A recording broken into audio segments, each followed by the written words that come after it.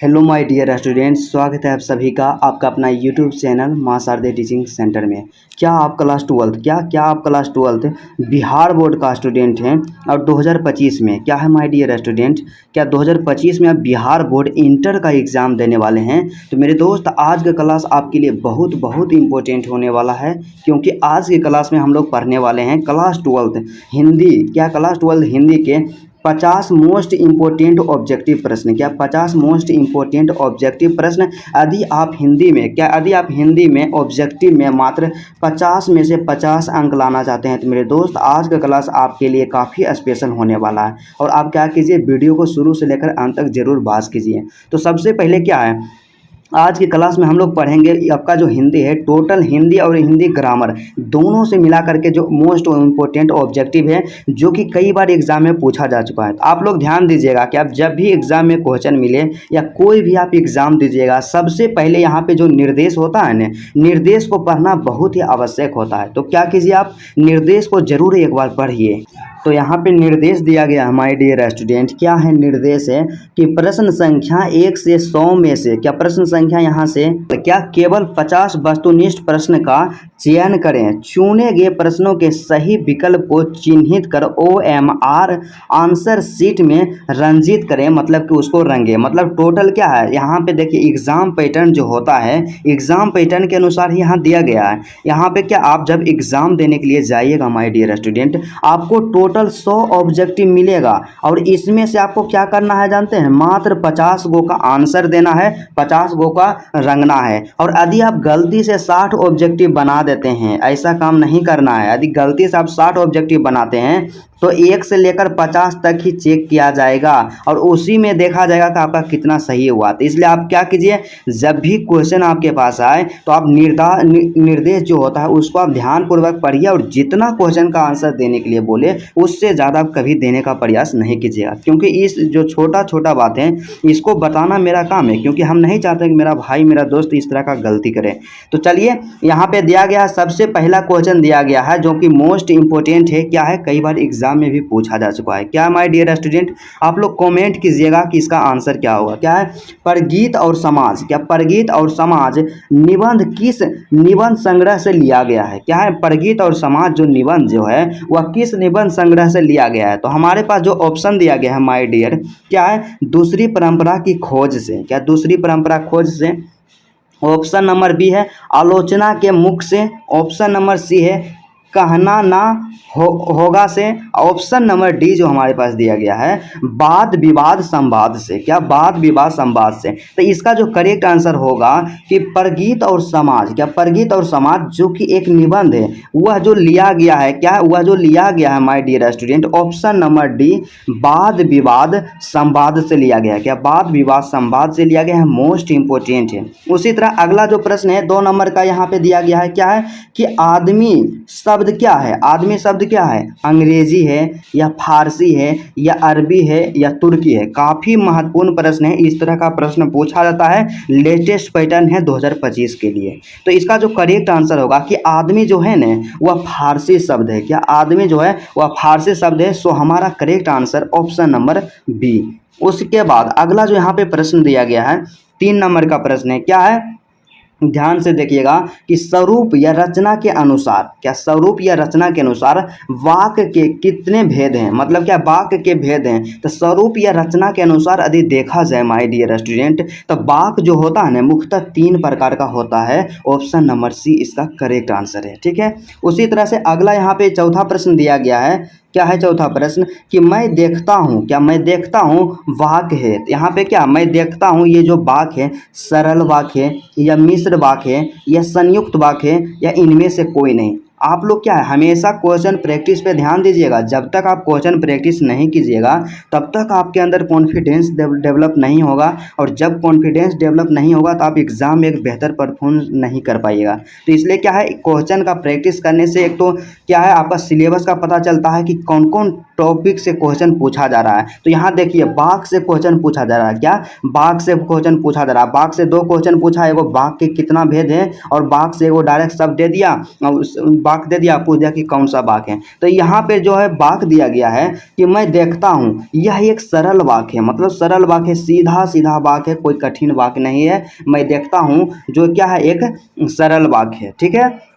उसके बाद पांचवा जो दिया गया है यहाँ पे थोड़ा सा हम लोग स्पीड में अब सॉल्यूशन करेंगे। पांचवा क्या है, तिरिच। क्या तिरिच जो चैप्टर है किस प्रकार की कहानी है, आधुनिक त्रासदी है या सुखांत की है या हंसने वाली है या आधुनिक कॉमेडी है। तो इसका जो करेक्ट आंसर होगा माय डियर स्टूडेंट, तिरिच जो है आधुनिक त्रासदी है। क्या आधुनिक त्रासदी है, 100% करेक्ट है, आपको गलत आंसर नहीं बताया जाएगा। उसके बाद छठा प्रश्न यहाँ पे है, कहीं नहीं, क्या यहाँ पे क्या, कहीं नहीं वही कविता संग्रह किसके द्वारा रचित है। क्या कहीं नहीं वही कविता संग्रह जो है किसके द्वारा रचित है। कहीं नहीं वही कविता संग्रह जो है अशोक वाजपेयी के द्वारा रचित है। ऑप्शन नंबर बी इसका करेक्ट आंसर होगा। अशोक वाजपेयी के द्वारा रचित जो कविता संग्रह है कहीं नहीं वही है। क्या कहीं नहीं वही है। उसके बाद अगला जो यहाँ पे प्रश्न दिया गया है, कई बार एग्जाम में पूछा जा चुका है क्योंकि हम खुद एग्जाम इंटर का भी दे चुके हैं। क्या है कि ज्ञानेंद्र पति किस प्रशासनिक पद पर थे। काफ़ी मोस्ट पॉपुलर प्रश्न है। क्या ज्ञानेंद्र पति किस प्रशासनिक पद पर थे, जिला अधिकारी थे या पुलिस अधिकारी थे या कारा अधीक्षक थे या सेना अधिकारी थे। तो यहाँ पे ज्ञानेंद्र पति जो थे न वह कारा अधीक्षक थे। क्या कारा अधीक्षक, यहाँ पे हमेशा याद रखिएगा ज्ञानेंद्र पति के बारे में बात किया जाए तो वो क्या थे, कारा अधीक्षक थे। ठीक है। उसके बाद अगला जो प्रश्न है, गूलर का फूल होना मुहावरा का अर्थ है।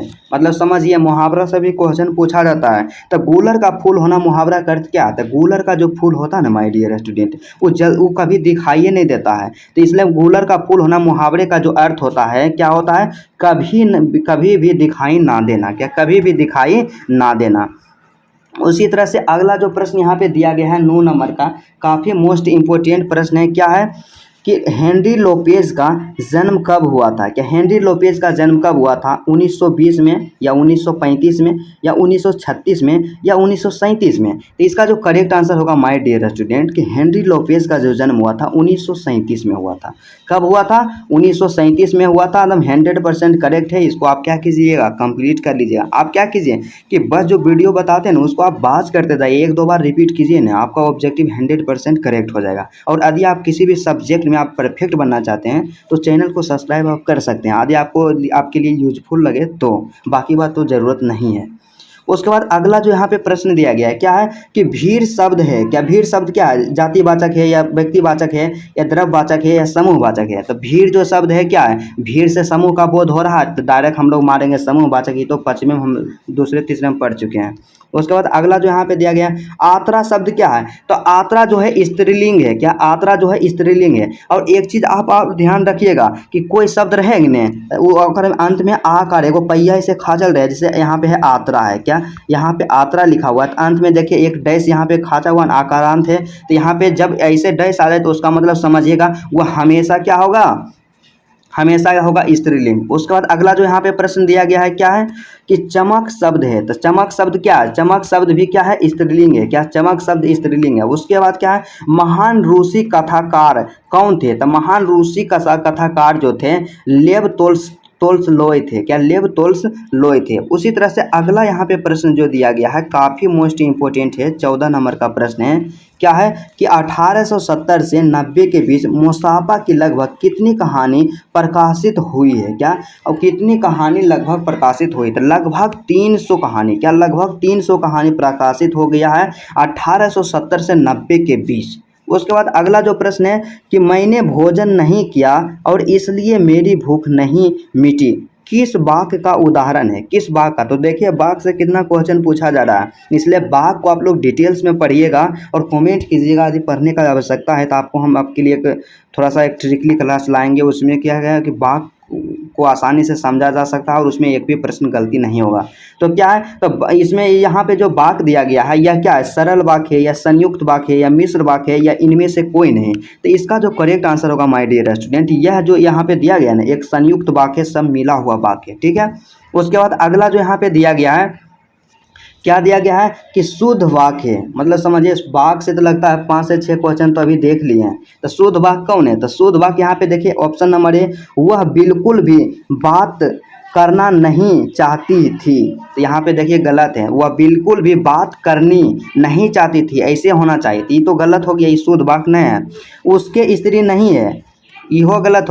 उसके बाद तीसरा जो यहाँ पे ऑप्शन दिया गया है क्या है कि उसके बेटी नहीं है, यहाँ पे उसकी बेटी नहीं है, ऐसे होना चाहिए, ये भी क्या है गलत है। और ऑप्शन नंबर डी जो है, यह बात करने में किसी को संकोच नहीं होगा, यह बिल्कुल करेक्ट है। इसका correct answer option number D हो जाएगा। ठीक है, आप लोग वाक्य जब पढ़िएगा तो उसमें आपको क्या इसका जो ट्रिक होता है, पहचान होता है, बिल्कुल स्पष्ट हो जाएगा। और वाक्य पढ़ने के बाद आप लोग एक भी गलती नहीं कीजिएगा। उसके बाद अगला जो क्या है, काफ़ी आसान प्रश्न है कि तेरी कुरमाई हो गई किस कहानी से संबंधित है? तो उसने कहा था जो कहानी है ना उसी से संबंधित है, जिसमें लहना सिंह कहता है कि तेरी कुरमाई हो गई।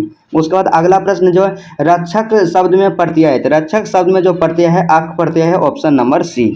उसके बाद अगला प्रश्न जो चौथा नंबर यहाँ 19 नंबर का दिया गया है, अर्धनारीश्वर पाठ के लेखक कौन है? तो नामवर सिंह है, या रामधारी सिंह दिनकर हैं, या हजारी प्रसाद द्विवेदी हैं, या रामचंद्र शुक्ल हैं।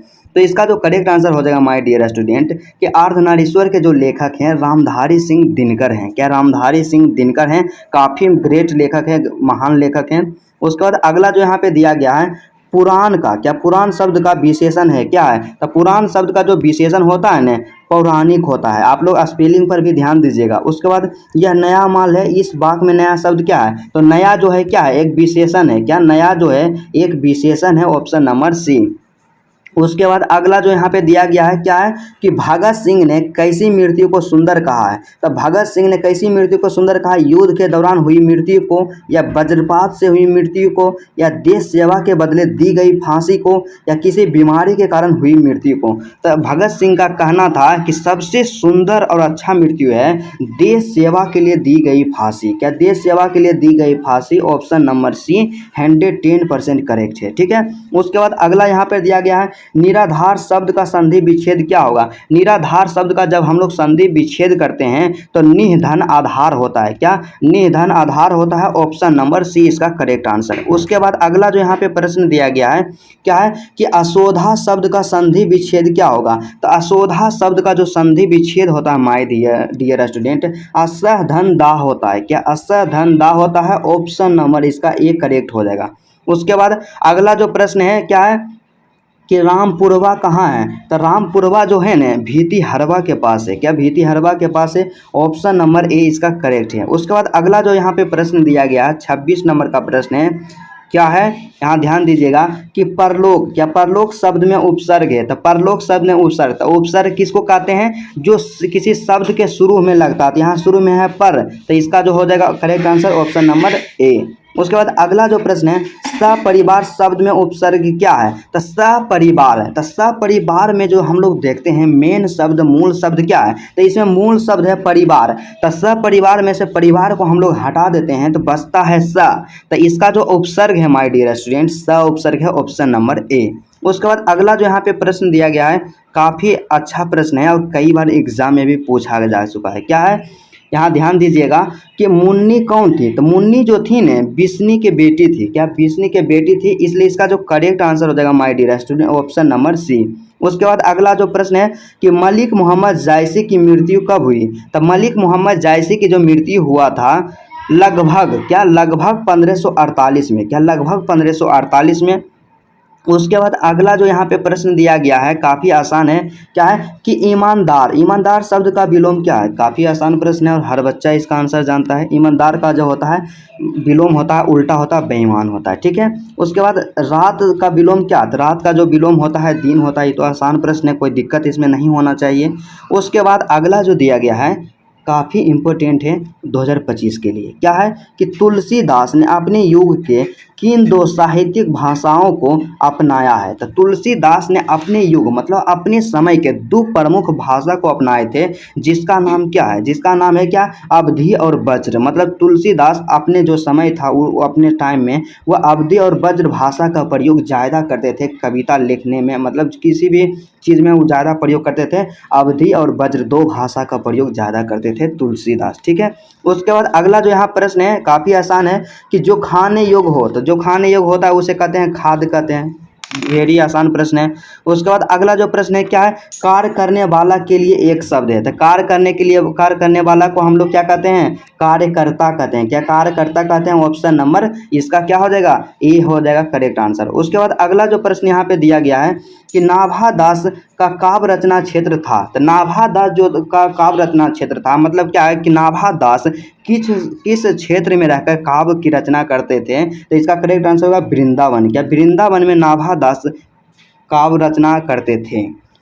उसके बाद उसी तरह से अगला प्रश्न यहाँ पे दिया गया है, काफ़ी इम्पोर्टेंट है और आसान है। क्या है कि शेर सिंह का शस्त्र समर्पण नामक आख्यान काव्य किसके द्वारा लिखा गया है? क्या किसके द्वारा लिखा गया है? काफ़ी मोस्ट इंपोर्टेंट प्रश्न है और कई बार एग्जाम में पूछा गया था। इसका जो करेक्ट आंसर होगा माय डियर स्टूडेंट क्या हो जाएगा, जयशंकर प्रसाद के द्वारा लिखा गया। उसके बाद अगला प्रश्न जो है क्या है कि चंद्रशेखर शब्द कौन सा समास है? काफ़ी आसान प्रश्न है। चंद्रशेखर, तो देखिए चंद्रशेखर कौन सा समास है, बहुव्रीहि समास है या दिग्गु समास है या तत्पुरुष समास है या द्वंद्व समास है? सबसे पहले यहाँ पे देखिए ये दिग्गु समास नहीं होगा, उसके बाद द्वंद्व समास भी नहीं होगा क्योंकि संख्या का बोध नहीं हो रहा, तत्पुरुष समास भी नहीं होगा। यहाँ पे क्या हो जाएगा, चंद्रशेखर हो जाएगा, बहुव्रीहि समास होगा क्योंकि चंद्रशेखर जो हम लोग कहते हैं भगवान शंकर को कहते हैं और जब किसी देवता देवी देवता का बोध होता है तो हम उसको हमेशा बहुव्रीहि समास के अंतर्गत रखा जाता है।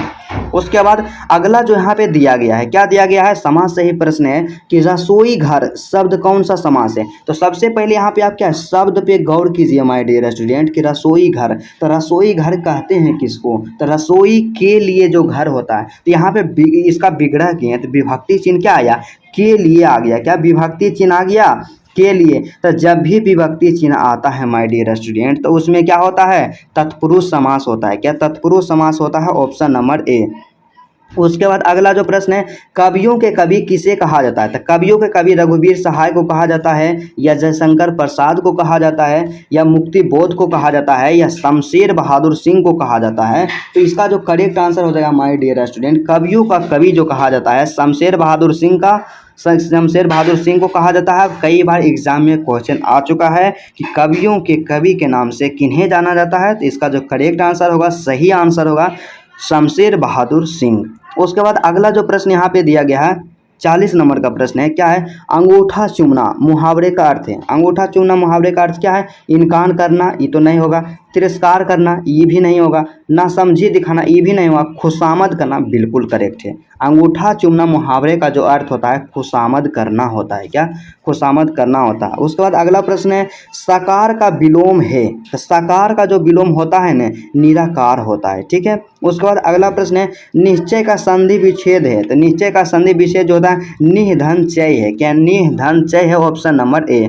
उसके बाद अगला जो प्रश्न यहाँ पे दिया गया है क्या है कि भूषण किस काल के कवि माने जाते हैं? भूषण जो है किस काल के कवि माने जाते हैं, रीति काल के या आधुनिक काल के या आदि काल के या भक्ति काल के? तब भूषण जो है रीति काल के कवि हैं। क्या, रीति काल के कवि हैं, ऑप्शन नंबर ए। उसके बाद अगला जो प्रश्न यहाँ पे दिया गया है, देवता का पर्यायवाची शब्द है, देव है या पुरुषोत्तम है या ब्रीफ है या अवनी है? तो देवता का जो पर्यायवाची शब्द है क्या है, देव है। हम लोग तो जानते हैं आसानी से, ये सब आसान प्रश्न है, बच्चा इसको बनाएगा। उसके बाद अगला जो प्रश्न दिया गया है 45 नंबर का है, 45 नंबर क्या है, रघुवीर सहाय का जन्म स्थान है। तो रघुवीर सहाय का जो जन्म स्थान है माय डियर स्टूडेंट आपको पता होना चाहिए, जानकारी होना चाहिए कि लखनऊ है। उसके बाद अगला जो प्रश्न है, मलयज की रचना नहीं है, तो मलयज की रचना नहीं है तो ना आने वाला कल, ये जो है ना मलयज की रचना नहीं है, बल्कि जूठन भी मलयज की रचना है और सलाम भी मलयज की रचना है, और इनमें से कोई नहीं, ये तो आंसर होबे नहीं करेगा,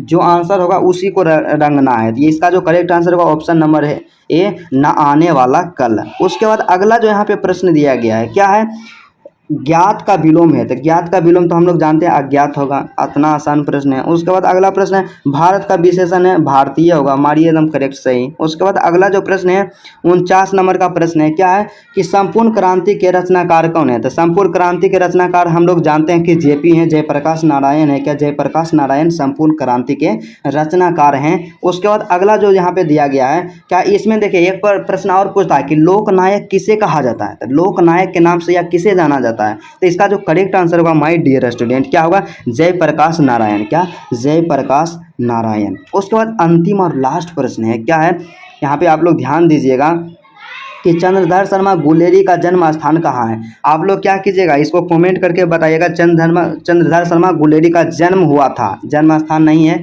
जन्म हुआ था। आप लोग क्या कीजिए, कमेंट कीजिएगा कि चंद्रधर शर्मा गुलेरी का जो जन्म हुआ कब हुआ, क्या कब हुआ और कहाँ हुआ। आप थोड़ा सा कमेंट करके देखिएगा, क्योंकि हर स्टूडेंट जो पहला चैप्टर वो जरूर पढ़ चुके हैं और आपको जानकारी होना चाहिए कि यदि आप बोर्ड एग्जाम में टॉपर बनना चाहते हैं या 10 टॉपर के श्रेणी में आना चाहते हैं या 95% या 450 अंक इस तरह से अंक लाना चाहते हैं, तो आपको 2 सब्जेक्ट पे ज़्यादा फोकस करना है। क्या 2 सब्जेक्ट पे ज़्यादा फोकस करना है।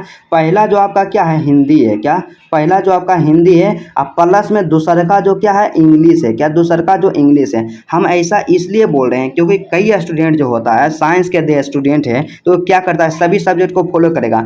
फिजिक्स को बढ़िया से पढ़ेगा, केमिस्ट्री को बढ़िया से पढ़ेगा, मैथ को बढ़िया से पढ़ेगा। किसी का बायोलॉजी है तो बायोलॉजी को तो बढ़िया से पढ़वे करेगा। 3 सब्जेक्ट जो रहता है ना उसको बारीकी से अध्ययन करता है। और ये जो 2 सब्जेक्ट रहता है, हिंदी रहता है और इंग्लिश रहता है, इसको उतना ध्यान नहीं देता है और जैसे तैसे पढ़ता है। और यही क्या होता है, आपके पूर्णांक को गिरा देता है। इसलिए यदि आपको हमेशा याद रखना है कि यदि आपको बेहतर बनना है तो 2 सब्जेक्ट जो होता है हिंदी और इंग्लिश, इसको भी कभी भी नज़रअंदाज नहीं करना है। तो चलिए आज का क्लास यहीं तक रहता है। आई होप को आपको 100% समझ में आया होगा। और यदि आपको समझ में आया तो वीडियो को लाइक कर दीजिएगा। और मेरे चैनल पे यदि आप नए हैं और अपनी तैयारी को बेहतरीन दशा और दिशा देना चाहते हैं तो मेरे दोस्त अभी तुरंत चैनल को सब्सक्राइब जरूर कर लीजिएगा। तो चलिए आज का क्लास यहीं तक रहता है। फिर आपसे मिलते हैं नेक्स्ट वीडियो में, नेक्स्ट उम्मीद और नेक्स्ट जुनून के साथ।